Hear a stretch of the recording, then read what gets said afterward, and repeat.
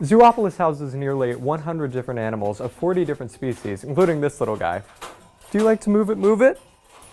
Stage by Circus Arts has a variety of classes and courses such as aerial classes, ground acrobatics, trampolines, and juggling. Many movie theaters aren't showing as many movies as they would before the COVID-19 pandemic, so many IU students are finding new outlets to watch movies, but on slightly smaller screens. Little did they know that the online period would end up being a lot longer than they thought, for a second email was sent on March 15th with news many IU students were dreading to hear. Many IU students are attempting to leave their quarantine Greek houses in the middle of the night. They're sneaking out by taking Ubers to various places across Bloomington. Some Bloomington residents are choosing to stay at home this year and not dress up. You can take your absentee ballot and drop it off at Election Central at this store. Or you can wait in line and vote early at the polls, or also on Election Day on November 3rd.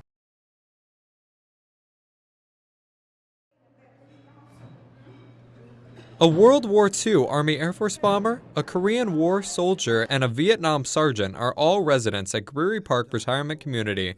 There are 23 veterans here at Gentry Park Retirement Community who have fought in a variety of conflicts throughout America's history, and each have memories that seem like yesterday. World War II veteran Frank Mull clearly remembers watching as a plane filled with friends next to him was shot down during a bombing run in Munster, Germany. That was heartbreaking. Really heartbreaking, and brought tears, still brings tears to my eyes when I think about it. They were friends of mine. Stuff like that you don't forget in a minute or two. Veterans don't forget their experiences in a minute or two, for when Sergeant Bill Stevens arrived home from Vietnam, it was not the welcome he was expecting. I walked into a restaurant on Kirkwood Avenue, sat down with my wife, and the bartender come over and said, "We don't serve warmongers here." Veteran Al Gallo's favorite memory in Korea is getting a letter from his wife where he learned that they now had a baby girl named Debbie.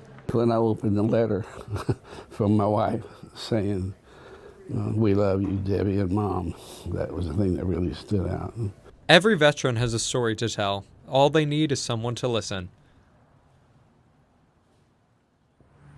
When you pull up to Zoopolis Exotic Petting World, it seems as though you're at a normal farm based off the animals you see outside at first glance. But you start to hear some very unfamiliar animals and then suddenly notice the myriad of other exotic animals that are not native to Indiana, let alone the continent.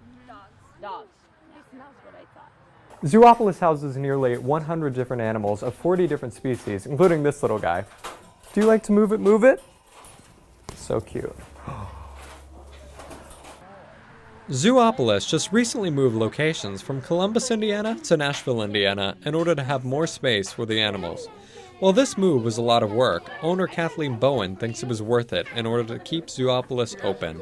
For Zoopolis is the only place in the country where you can hold and pet such a large variety of animals. Anytime someone comes up to me and genuinely says, "Thank you so much for creating this place where I can get this close to these animals." I'm however old, some can be 50 and some can be little kids, but they're expressing they've never been able to do this. Zoopolis has become a popular destination for those who wish to get up close with animals they'd otherwise never have the opportunity to touch. It is also staffed with individuals of a variety of skills and backgrounds, but they all have one thing in common, and that is their love for animals. Well, I've always wanted to work with the animals. I've volunteered, I've been in 4-H, and when I found out they were hiring, I quit my job that night and I came out here, and here I am a year later. Reporting from Nashville for IU Newsnet, I'm Gage Griffin. We've got Tank. That is a mini. It's spooky season here in Bloomington, but the only thing that looks scary are the numbers for costume sales so far this season. Experts say the pandemic has increased domestic violence reports.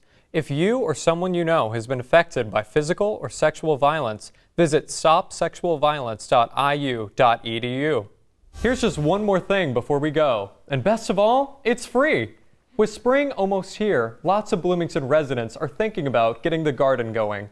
November is Pancreatic Cancer Awareness Month, and today is World Pancreatic Cancer Day. But most Americans are unaware, but they do know the names of the people it has taken from us. Uber drivers in Bloomington are speaking up after having numerous ride requests from students in Greek houses who were supposed to be under quarantine. Monroe County election officials say that 14,000 absentee ballots have been sent out for this election, compared to just over 3,000 in 2016.